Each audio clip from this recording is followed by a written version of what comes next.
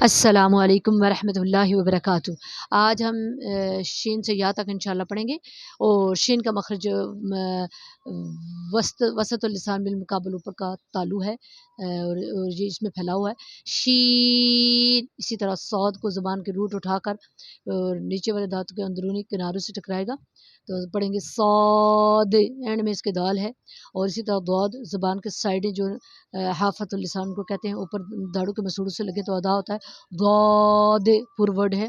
इसी तरह तौ जो है, तौ का मखरज जो है हमारी ज़ुबान के जो किनारा होता है ऊपर वाले दांतों की जड़ से लगे, सनाया उलिया उनको कहते हैं तौ।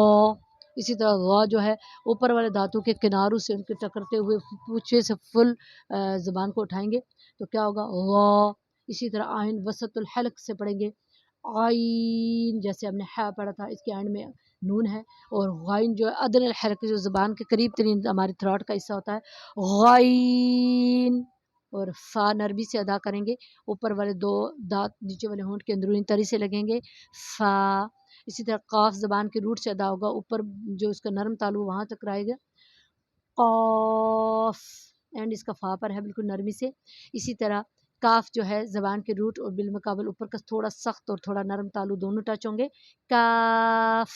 और मुंह खोल कर पढ़ेंगे इन्फिताही फम या ऊपरी माउथ भी कहते हैं इसको। लाम जो ऊपर वाले 4, 5, 6 दांतों के साथ टकराता है और अदा होता है इसका, इसके एंड में मीम है, मीम दो होंठों से अदा होता है। और इन ऊपर वाले दांतों और जो मुस्कुराहट तक जो दांत है, मुस्कुराने तक के आसान उलिया दवाई को उनको कहते हैं, वहाँ के उनके मसूड़ों से टकराएगा लाम।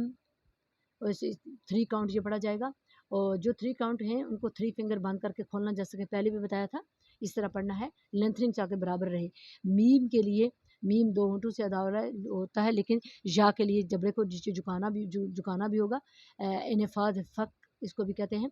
और मीम एंड में जाके फिर दोबारा मीम पर होगा उसका मखरज। नून के लिए दोनों लिप सर्कल किए जाएंगे, लिप सर्कलिंग के साथ नून अदा होगा, नहीं तो टोटली आवाज़ नाक पे चली जाएगी। है तो इसका मखरज खैशूम नाक का भाषा है, लेकिन इसको पढ़ने के लिए टोटली इस तरह नहीं पढ़ेंगे नू, ऐसे वो उन्ना के लिए होता है। इसको लिप सर्कलिंग से पढ़ेंगे तो ये बिल्कुल आसानी से पढ़ा जाएगा नून।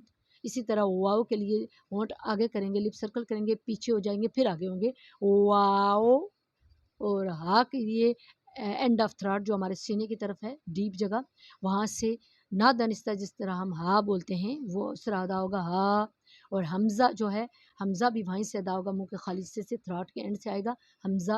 और इसी तरह या का मखरज भी जीम शिन जा का जो मखरज है वो हमारे तालु वसतुल लिसान बिल मुकाबर ऊपर का तालु है या। इसको अगर स्ट्रांग एट तालु के साथ ना रखी जाए तो ये शा ऐसे सुनाई देता है। इसको स्ट्रांग एट रखी जाए तालु के साथ और एक 1 काउंट आगे लगा हुआ है फर्स्ट लेसन में या। तो आज ये हमारा फर्स्ट लेसन कंप्लीट हुआ अल्हम्दुलिल्लाह। उम्मीद है कि जो मेरे साथ पढ़ते हैं उनको ज़रूर समझ आई होगी और बेहतरीन से अदा करेंगे। तो एक दफ़ा मैं इन सब उरूफ को आपके सामने पढ़ूंगी।